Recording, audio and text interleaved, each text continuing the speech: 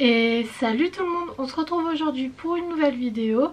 Et aujourd'hui, après avoir évoqué le début de saison de l'Olympique Lyonnais, j'avais envie de faire une vidéo sur le début de saison de l'AS Monaco, parce que c'est vrai que pour eux aussi ça a été un peu compliqué comme début de saison, et donc j'avais envie de revenir là-dessus. Comme d'habitude, si cette vidéo vous plaît, si mon contenu vous plaît, vous pouvez laisser un pouce bleu, vous abonner. Et quant à moi, je vous retrouve juste après le générique.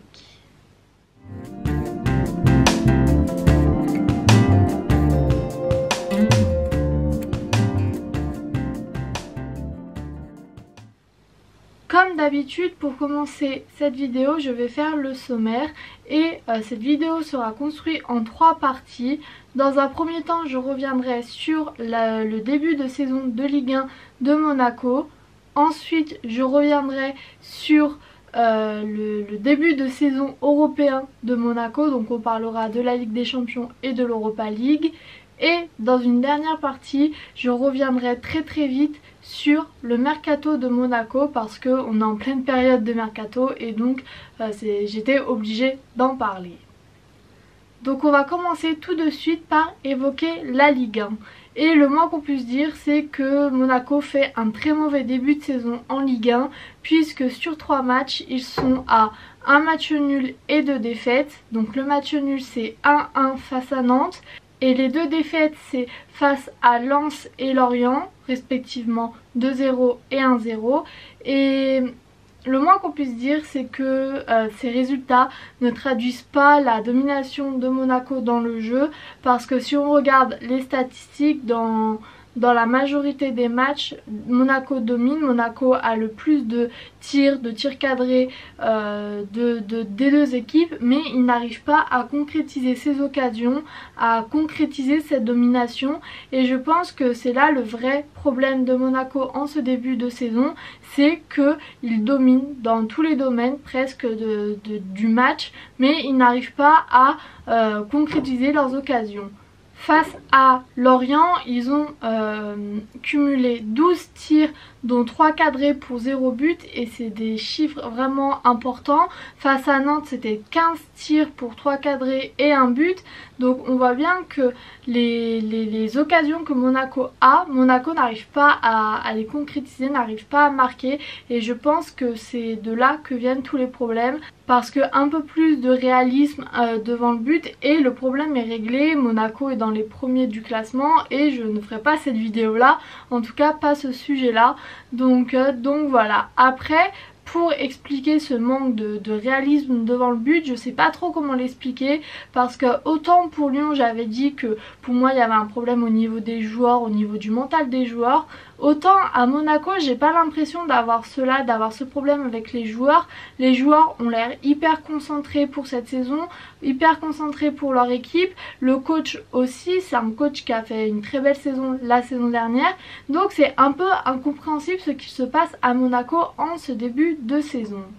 On a toujours les mêmes talents qui sont, pour ne citer que Ben Yedder, Aurélien Tchouaméni qui se révèle aussi, on a Golovin, on a Sidibé, on a toujours la même équipe sans beaucoup d'arrivées, sans beaucoup de départs non plus.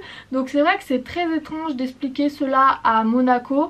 Peut-être que c'est juste le début de saison qui a toujours été compliqué à Monaco parce que si on se rappelle bien, la saison dernière ça a été compliqué aussi le début de saison.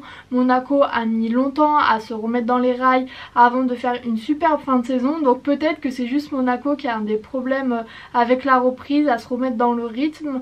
En tout cas j'espère que pour eux ça va aller mieux parce que c'est une équipe avec de vrais beaux talents qui en soi a toutes les capacités pour réussir. Pour la Ligue des Champions, on le verra plus tard, ça va être un peu trop tard, mais c'est vrai qu'il reste encore pas mal de choses à jouer pour eux, donc j'espère qu'ils remonteront vite dans le classement, parce que après tout, même si en soi il y avait un manque dans la construction du jeu, dans le fait de concrétiser ces occasions, j'ai l'impression que sur les derniers matchs de Ligue des Champions notamment, ça allait un peu mieux, donc je pense que la marge de progression est très importante à Monaco et que cette marge là ils vont très vite la combler. En tout cas je l'espère. Leur coach l'année dernière a fait du très bon boulot avec cette équipe. L'équipe en général a fait un bon boulot pour revenir en fin de saison, donc je pense qu'il y a pas mal d'espoir pour Monaco cette saison. Ensuite, pour évoquer la Ligue des Champions, c'est vrai que la Ligue des Champions, ça va rester, je pense, une grosse déception pour Monaco, parce que c'est vrai que les premiers matchs qualificatifs, les premiers matchs de barrage avaient été très bons. Face à Prague, c'est vrai qu'on a eu des très bons matchs. Je me rappelle les avoir regardés et avoir trouvé ça intéressant avec pas mal de jeux. C'était un peu le contraste par rapport à la Ligue 1, parce qu'en Ligue des Champions ils jouaient très bien, en Ligue 1 c'était plus compliqué. Mais c'est vrai que face à Prague il y a eu beaucoup d'espoir après ce match là, parce qu'on avait retrouvé un Monaco qui arrivait à marquer, qui arrivait à jouer. Et ensuite face au Shakhtar Donetsk, ça a été un peu plus compliqué. Le match aller, pour moi, ça a été un non-match total. Il n'y a rien eu dans le jeu. Il y a eu beaucoup de lacunes dans le jeu, dans la construction du jeu, dans la capacité à créer des occasions, vraiment dans tous les niveaux. C'était vraiment un non-match. Il ne s'est rien passé. Et ça allait mieux au match retour, et donc j'avais de grands espoirs pour Monaco, parce que c'est vrai qu'au match retour ils ont montré un nouveau visage. C'est peut-être même le meilleur match que Monaco a joué de ce début de saison, parce que contre le Shakhtar Donetsk c'était vraiment très bien construit, ça allait vite, il y avait de la percussion, il y avait du réalisme devant le but au début, il y avait de la construction de jeu, il y avait une bonne défense, il y avait tous les éléments qui auraient pu permettre à Monaco de gagner. Mais j'ai l'impression qu'en deuxième mi-temps ils se sont un peu reposés sur leur laurier, et ça a permis au Shakhtar de revenir au score. Et après, sur une erreur on va dire peut-être de concentration, de communication, il y a eu ce but contre son camp d'Aguilar. Mais donc oui, ça va rester une très grande déception, parce que perdre un match, je pense que ça arrive à tout le monde, ça arrive à chaque club, mais perdre un match aussi important de cette manière là, oui, ça va être une très grosse déception. Va falloir que les joueurs arrivent à se remotiver pour la suite de la saison. Ça risque d'être compliqué, mais je pense qu'ils vont y arriver. Il y a encore de très grandes échéances, parce que c'est vrai que du coup ils vont quand même jouer l'Europa League. Ils ont tiré un groupe assez dur, je pense. C'est un groupe assez costaud. Il va falloir vraiment bien jouer pour passer ce groupe là. Ils vont devoir notamment affronter le PSV Eindhoven et la Real Sociedad, qui je pense sont des adversaires à leur taille, mais qui vont quand même proposer du beau jeu et qui vont vraiment tout donner aussi. Donc ça va être compliqué.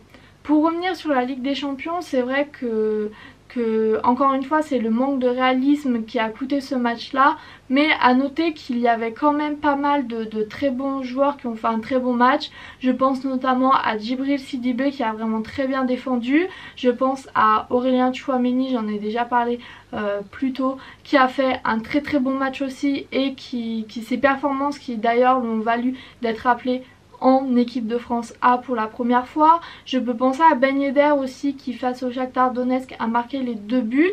Donc pour l'Europa League, oui, ça va être compliqué, mais je pense que Monaco a les armes pour gagner le minimum de matchs nécessaires à la poursuite de la compétition. Mais ça va être compliqué. On va pas donner ça, on va pas donner Monaco déjà gagnant, parce que ça va être compliqué. Il va falloir prendre ces matchs au sérieux, il va falloir se reconcentrer vite, créer des connexions dans le jeu, travailler sur le réalisme aussi. Donc voilà, moi je pense que Monaco peut s'en sortir plutôt pas mal dans cette saison. Peut-être gagner un titre, une Coupe de France, l'Europa League ça me paraît un peu court, mais voilà, je pense qu'on peut avoir de beaux espoirs pour Monaco, en tout cas je leur espère. Et enfin, pour finir, je vais évoquer très vite le mercato de Monaco, et je vais l'évoquer très vite parce que c'est vrai que le mercato de Monaco c'est pas celui où il s'est passé le plus de choses. En termes d'arrivées, on n'a pas eu beaucoup d'arrivées. La plus notable c'est peut-être Jean Lucas qui a été transféré de Lyon à Monaco, et encore c'est pas le joueur qui a eu le plus d'impact positif dans le jeu en ce moment. Et au niveau des départs c'est pareil, l'équipe n'a pas beaucoup changé, il y a eu beaucoup de départs en prêt, notamment Benjamin Lecomte qui est parti en prêt à l'Atlético de Madrid. Mais sinon à Monaco ça a été assez calme niveau mercato, donc c'est pas fini, il peut encore y avoir des signatures de fin de mercato. Mais c'est vrai que Monaco, le mercato, il n'y a pas grand chose à dire, ne serait-ce peut-être qu'on voit que c'est les mêmes joueurs que l'année dernière. Est-ce que ça va toujours autant marcher? On a tendance à voir que les résultats de Monaco en ce moment appellent à des recrues parce qu'on voit bien que les résultats ne sont pas forcément au rendez-vous. Donc une ou deux recrues, je pense que ça aurait pas fait de mal à cette équipe. Mais voilà, le mercato se termine dans quelques jours, donc ça me paraît compliqué d'avoir de grosses recrues et des recrues qui vont être très utiles. On sait que généralement les achats de dernière minute c'est pas toujours une très bonne idée. Donc voilà pour cette vidéo. J'avais envie de faire un peu le débrief de Monaco parce que c'est vrai que j'ai suivi leur parcours en Ligue des Champions et j'ai été très déçue pour eux, donc j'avais envie d'en parler en vidéo et voilà. J'espère que cette vidéo vous aura plu et quant à moi je vous dis à bientôt pour une nouvelle vidéo et salut!